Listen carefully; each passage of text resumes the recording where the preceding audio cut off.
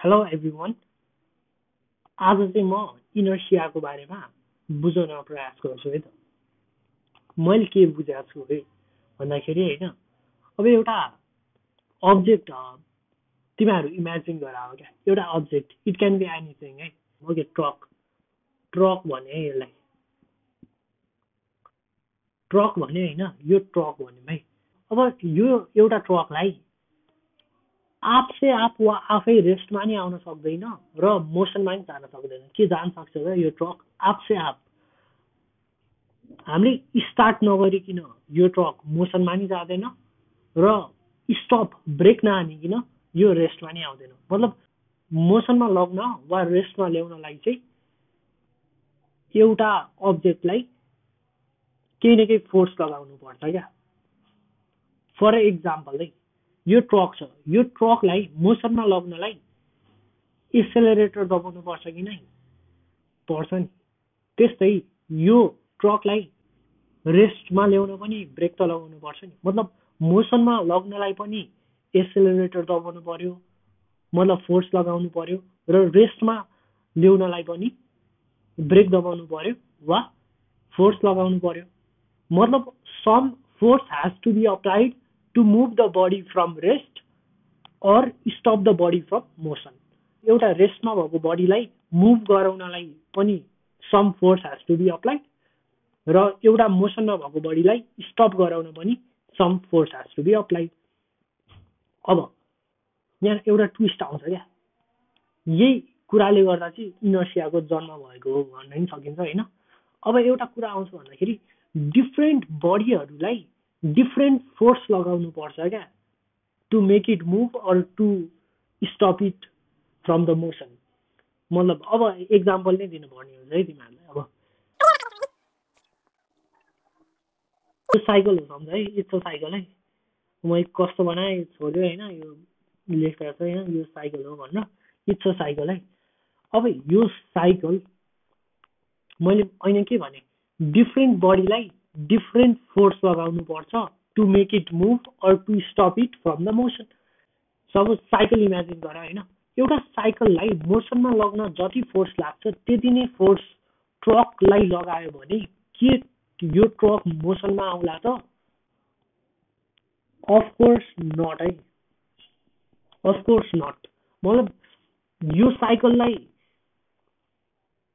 Certain amount of force लाग्छ to start, to make it move होइन। रेस्टमा छ भने त्यसलाई मुभ गराउनलाई सर्टेन फोर्स लाग्छ साइकलमा। ट्रकलाई मुभ गराउनलाई साइकलमा जति फोर्स लगाएको मुभ गराउनलाई त्यति नै फोर्स लगायो भने ट्रक चाहिँ मुभ हुँदैन। मतलब अब मुभ हुँदैन भने के ट्रकमा धेरै मास भएर चाहिँ त्यो ट्रक मुभ नभएको त? के साइकलमा थोरै मास भएर चाहिँ साइकल थोरै फोर्समा पनि मुभ भएको त भनेर कुरा आउँछ होइन त्यहाँ। अब त्यसको एन्सर चाहिँ हो क्या, हो या ट्रकमा धेरै मास भएर नि त्यसमा धेरै फोर्स लगाउनु परेको हो क्या। मतलब जसको धेरै मास हुन्छ, जसको धेरै मास हुन्छ नि त्यसको धेरै इनर्सिया हुन्छ भनेर बुझ्नु पर्यो क्या। मैले अझै बुझाएको छैन है, मैले एक्जाम्पल मात्र दिइरहेको छु। अब मेन कुरा अब चाहिँ आउँछ, वाट इज इनर्सिया भनेर अब चाहिँ भन्नेवाला छु है। मास जसको धेरै इनर्सिया त्यसको धेरै भनेर बुझ्यो नि होइन त। मतलब ट्रकलाई धेरै फोर्स लाग्यो टु यसको स्टेट चेन्ज गर्नलाई क्या। ट्रक रेस्टमा छ भने मोसनमा लग्नलाई पनि धेरै फोर्स लाग्ने भयो साइकलको कम्पेरिजनमा। अब ट्रक मोसनमा छ, त्यो मोसनमा भएको ट्रकलाई रेस्टमा ल्याउनलाई पनि धेरै फोर्स लगाउनु पर्यो इन कम्पेरिजन टु साइकल, हो कि नै? मतलब धेरै मास भएपछि धेरै इनर्सिया हुँदो रहेछ भनेर जस्ट क्लियरिटी पाएँ होइन। तर इनर्सिया, वाट इज इनर्सिया भनेर चाहिँ अझै डिफाइन गराएको छैन है मैले। अब नयाँ टर्म भनेको इनर्सिया आयो क्या। अब यो इनर्सिया भनेको चाहिँ के हो त भन्दाखेरि, अब इनर्सियाको ठ्याक्कै डेफिनेसन भनिहाल्दाखेरि चाहिँ होइन, inertia is the tendency of a body to resist the change in its motion. अब फेरि यो डेफिनेसन बुझ्दैन होला मैले भनेको होइन। अब यो I will give 3 to 4 examples होइन यसको लागि। यो बुझाउनको लागि।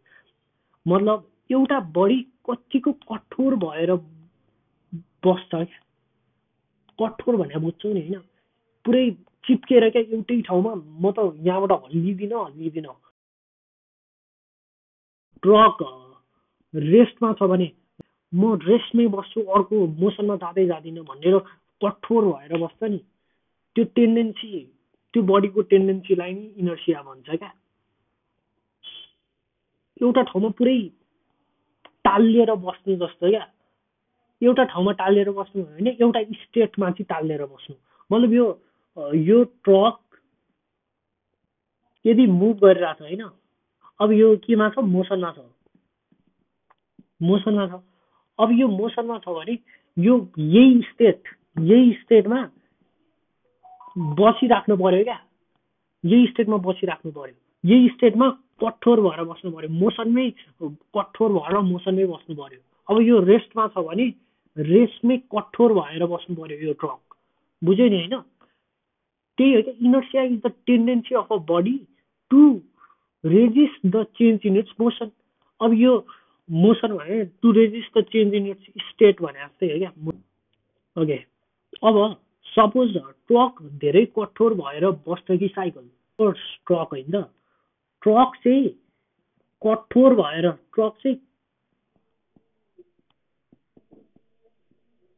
भएर एउटै स्टेटमा बसै गर्न सक्छ क्या। ट्रक धेरै कठोर भएर बस्छ, यो किन साइकल भन्दा धेरै कठोर भएर बस्छ भन्दाखेरि बिकज अफ इट्स मास, जसको धेरै मास त्यो धेरै कठोर भएर बस्छ।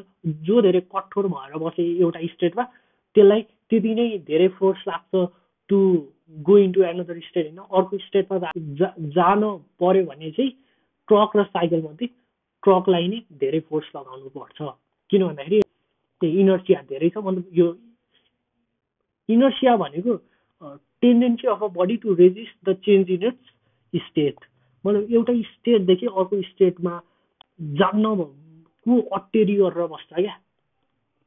मतलब ट्रक चाहिँ अलि अटेरी गरेर बस्छ, त्यही भएर यसलाई धेरै फोर्स लगाउनु पर्छ क्या to change its state into another. मतलब रेस्टमा छ भने मोसनमा लाग्नु पर्यो भने, रेस्टमा छ भने यो अटेरी गरेर रेस्टमै बस्न खोज्छ, मोसनमा छ भने यो अटेरी गरेर मोसनमै रहन खोज्छ होइन त। त्यही भएर यसलाई अर्को स्टेटमा लाग्नु पर्यो भने यसलाई अलिक गाह्रो हुन्छ। मतलब यसको इनर्सिया अलिक बढी छ, अलिक लेजिनेस नै भनेर डिफाइन गर्न सक्छौँ क्या हामीले, त्यो अहिले कुरा गरिहाल्नु है। अब यति त बुझ्यो नि त।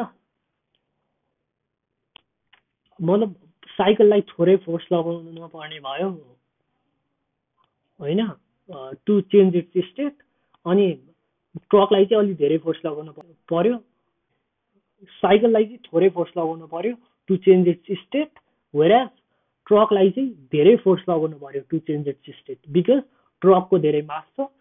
त्यही भएर यो कठोर भएर बस्ने हुनाले एउटै स्टेटमा अटेरी गरेर बस्नु हुनाले यसलाई चाहिँ अर्को स्टेटमा लग्नलाई अलिक धेरै फोर्स चाहिन्छ। मतलब यसको धेरै इनर्सिया छ क्या, यो कठोर भएर बसिरहेको छ, अटेरी गरेर बसिरहेको छ, मतलब यसको धेरै इनर्सिया छ। हामीले के कन्फ्युजन निकाल्यौँ त भन्दाखेरि जसको इनर्सिया धेरै हुन्छ, जसको इनर्सिया धेरै हुन्छ त्यो एउटै स्टेटमा छ भने त्यही स्टेटमा बस्न खोज्छ। मतलब जसको इनर्सिया धेरै अटेरी धेरै, जसको इनर्सिया धेरै त्यो धेरै अटेरी हुन्छ, त्यो बडीलाई एउटा स्टेटदेखि अर्को स्टेटमा लग्नु पर्यो भने इनर्सिया धेरै भएको बडीलाई धेरै फोर्स लाग्छ र इनर्सिया कम भएको बडीलाई थोरै फोर्स लाग्छ। मतलब इनर्सिया जसको धेरै छ नि, इनर्सिया जसको धेरै छ त्यो धेरै अटेरी हुन्छ, र जो धेरै अटेरी हुन्छ त्यसलाई के गर्नु पर्यो, धेरै फोर्स लगाउनु पर्यो टु चेन्ज इट्स स्टेट, बुझ्यो नि।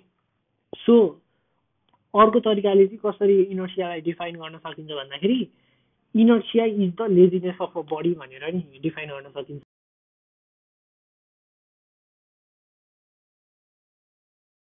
यो ट्रक धेरै लेजी हुन्छ क्या, किन, जसको धेरै मास त्यो धेरै लेजी। अब रियल लाइफसित नि कनेक्टेड भयो नि त, जो अलि मोटो छ नि त्यो अलि अल्छी पनि हुन्छ, नोटिस गरे भए है। जो अलि मोटो हुन्छ त्यो अलि अल्छी पनि हुन्छ, मतलब जसको धेरै मास हुन्छ त्यो अलि लेजी हुन्छ, मतलब त्यसलाई अलिक धेरै फोर्स लगाउनु पर्छ त्यसको स्टेट चेन्ज गराउनलाई। यो अलिकति उसित नि रियल लाइफसित नि कनेक्ट गर्न मिल्छ है। इट्स भेरी इम्पोर्टेन्ट है, very important to understand the concept है। सो आजको लागि यति, थ्याङ्क यू।